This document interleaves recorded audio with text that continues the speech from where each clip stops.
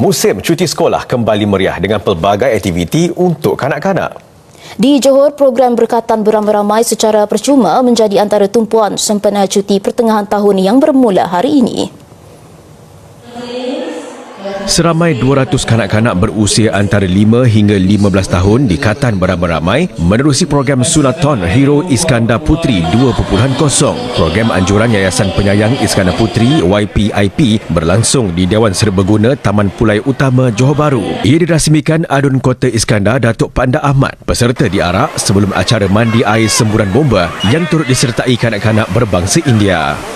Saya tak takut. Tak takut sebab semua tak takut pun sebab sunat itu tak sakit punya. Tak sakit pun. Tak sakit pun, okey. Macam gigit semut je. Macam gigit semut je. Hari ni kawan-kawan ramai? Ramai. Seramai 11 doktor mengendalikan prosedur berkatan. Ibu bapa berharap program ini diteruskan pada masa hadapan untuk menghilangkan rasa gerun kanak-kanak. Bila dia sebut je pasal sunat ni, anak-anak masih macam tak nak sunat, takut kan. Tapi dengan dia datang je kat sini, dia tengok sendiri kawan-kawan dia yang lain bersama-sama pakai baju hero, baju lawa-lawa, dia tu dah jadi excited.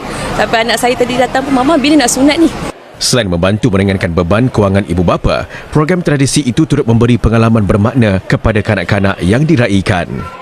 Kalau sebelum ni kami buat seramai 100 orang, jadi kami percubaan kali pertama lah untuk buat 200 orang. Alhamdulillah, sambutan amat merangsangkan daripada pihak ibu bapa dan juga daripada anak-anak.